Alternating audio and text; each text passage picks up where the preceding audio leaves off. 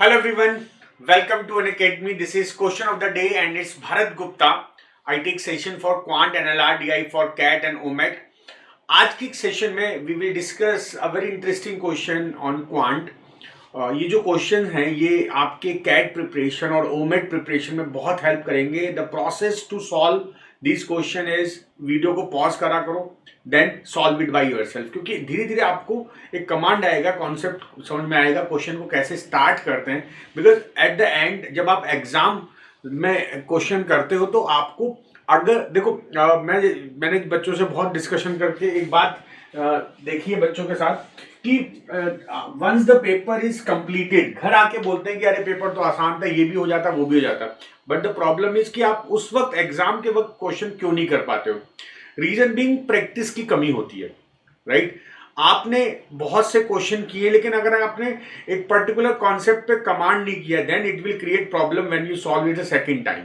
इसीलिए एग्जाम से पहले आप किसी भी कॉन्सेप्ट पर अगर कॉन्सेप्ट अच्छा है तो 10-12 क्वेश्चन करने चाहिए. अगर उस कॉन्सेप्ट में बहुत सारे क्वेश्चन मिलते हैं तो ज्यादा क्वेश्चन करने चाहिए. मींस प्रैक्टिस बहुत कर लेनी चाहिए आपको उस क्वेश्चन में, क्योंकि जैसे क्वेश्चन आपको एग्जाम में दिखेगा आप तुरंत सॉल्व कर दोगे. तो remember, if you want to get good percentile तो आपका क्वेश्चन बैंक बहुत इंप्रूव होना चाहिए. जिस तरह की हम लोग का क्वेश्चन बैंक हम लोग देते हैं question of the day form में, दीज आर क्वेश्चन बैंक जिसको आपको इंप्रूव करना है. और जैसे क्वेश्चन आपको दिखता है उससे रिलेटेड और क्वेश्चन आपको ट्राई करने जिससे आपका कॉन्सेप्ट बिल्ड हो जाए. देखो होता है क्या, हमको जब हम पढ़ाई करते हो लगता है कि यार ये क्वेश्चन तो आ गया, लेकिन उस मूवमेंट में वो क्वेश्चन आ गया. अगर आप 10 दिन बाद उस क्वेश्चन को दोबारा करोगे शायद आप फंस सकते हो.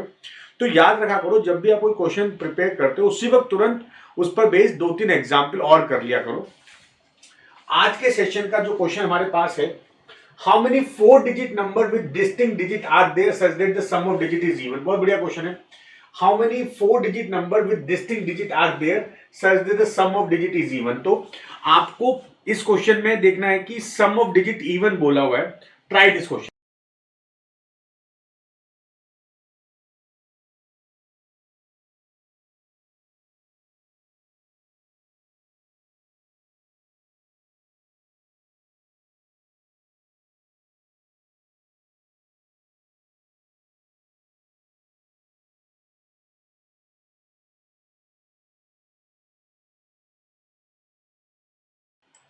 So,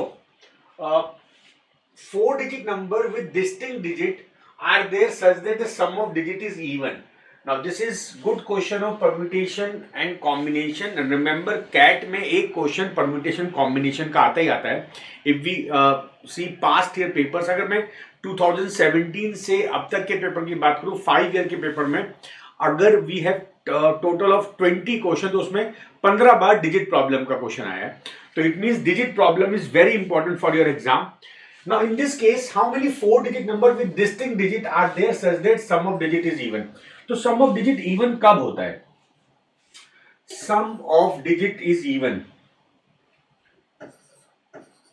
Sum of digit is even. तो इसके टोटल 3 केसेस बनेंगे. देखो, when we add odd value odd number of times it will give you odd. जैसे आप odd वैल्यू को 3 बार ऐड कर दो you will get odd value. लेकिन अगर आप odd वैल्यू को 2 बार ऐड करोगे, 4 टाइम्स ऐड करोगे, if you add odd value 6 time 8 times you will get always an even number, right? तो यहां पर ये कॉन्सेप्ट यूज होगा कि या तो हम केस 1 में लेंगे, हम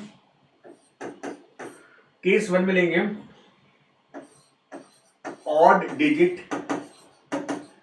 used 4 टाइम्स. हम मान लेंगे कि भाई ऑड डिजिट जो हम ले रहे हैं वो हमने 4 बार यूज कर लिए, 4 टाइम्स हमने ऑड डिजिट यूज किए. Now we will consider case 2 when odd digit used twice and even digit used twice. बात समझे आप कि अगर 4 में से 2 डिजिट ऑड हो एंड 2 डिजिट इवन हो, उनका सम भी तो इवन ही आने वाला है. हमारा तो मेन एम है कि we have to make it even, right? Sum को इवन करना है. एंड थर्ड केस क्या होगा?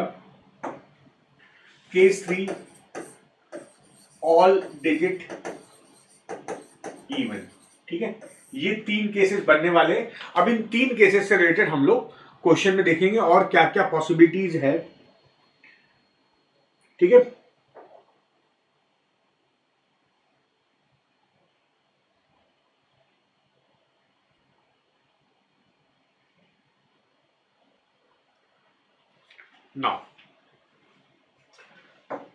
नाउ फर्स्ट केस जो हमने लिया है, odd digit used 4 times.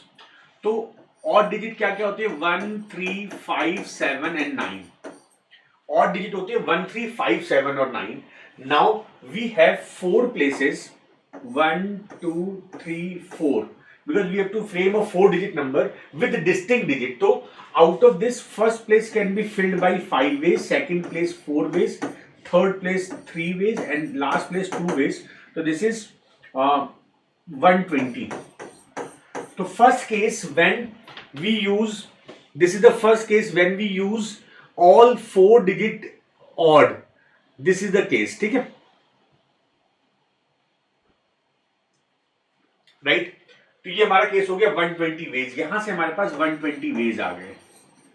Now the second condition, odd digit use twice and even digit use twice. 2 बार आप ऑड डिजिट ले रहे हो, 2 बार इवन डिजिट ले रहे हो। यहां पर समझना आपको ये होगा, इन दिस केस आपको समझना ये होगा कि जब आप इवन डिजिट यूज कर रहे हो तो वहां पे 0 यूज किया है या नहीं किया, this is very important. Means देखो इफ वी यूज, देखो यहां पर क्या क्या होगा, ऑड डिजिट जो मुझे 2 लेनी है वो क्या होंगी, 5 1 3 5 7 और 9। ऑड डिजिट तो मैं ये यूज करूंगा। इवन डिजिट में 0 2 4 6 8, ये 5 डिजिट है।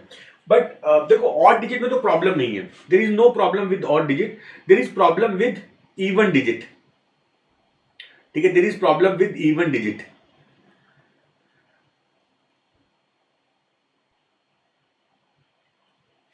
अब यहां पर क्या होगा, देखो इवन डिजिट में प्रॉब्लम ये होगी कि देखो आप अगर 0 यूज कर ले रहे हो, इफ यू यूज 0 तो फर्स्ट प्लेस में 0 नहीं आ सकता है, राइट। आपको टोटल कोई 4 डिजिट लेनी है। अब आपको ये कंफर्म नहीं है कि तुमने 0 लिया नहीं लिया है, तो इसका मतलब if we consider 0 then there will be different condition, if we do not consider 0 then there will be different condition. तो अब हम क्या करेंगे, हम 0 के लेने या ना लेने पर कंडीशन बनाएंगे। तो यहां पर 2 केसेस बनेंगे, इसमें भी केस बनेगा। तो case A, case A 0 not used. अब 0 अगर यूज नहीं किया है तो मुझे बचे हुए 2 4 6 8 में से कोई 2 डिजिट चाहिए। भाई समझे बात, आपको 2 4 6 8 में से कोई 2 डिजिट चाहिए। तो even number can be selected in 4C2 ways, right. Even number can be selected in 4C2 ways. Is this clear? Even number you can select in 4C2 ways. और आपको 2 नंबर तो इवन आ गए, अब 2 number odd भी चाहिए तो 5C2। ये तो सिलेक्शन हो गया। देखो यहां पर सिलेक्शन की जरूरत नहीं थी, क्योंकि जब हम 1 3 5 7 9 ले रहे हैं, हम 5 4, यहां पे सिलेक्शन अरेंजमेंट सब कुछ हो रहा है। लेकिन यहां पर 2 डिजिट इस ग्रुप से आनी है, 2 डिजिट इस ग्रुप से आनी, तो मुझे उसके लिए ग्रुपिंग अलग अलग करनी पड़ेगी।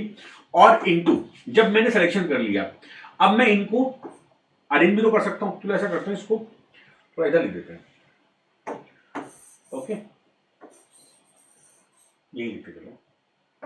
तो क्या होगा, 4C2 even selection into 5C2 odd selection. याद रखना इस क्वेश्चन में और इसमें डिफरेंस ये है कि जो हमने पहला पार्ट जो किया था उसमें सारे एक ही ग्रुप से आ रहे हैं, यहां पे 2 डिफरेंट ग्रुप से आ रहे हैं। तो पहले मैं 2 डिफरेंट ग्रुप लूंगा, उनमें से मेरे पास 4 डिजिट आ गई हैं। Now in these 4 digit we can arrange in 4 3 2 1, right. We can arrange, क्योंकि हमारे पास 4 डिजिट है, 2 इसमें से 2 इसमें से, इनको अरेंज कर लो।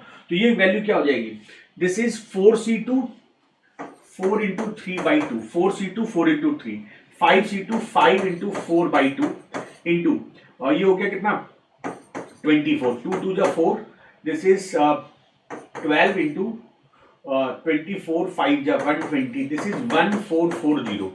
In this case we have total of 1440 cases.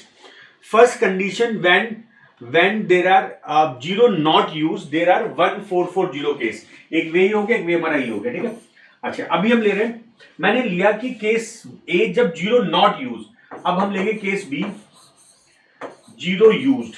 अब हमने 0 लिया, अब ध्यान समझना, मुझे दो इवन लेनी है, दो ऑड लेनी है, तो मैं एक जीरो ऑलरेडी ले चुका हूं, अब मैं लूंगा एक इवन इनमें से कोई और दो नंबर यहां से।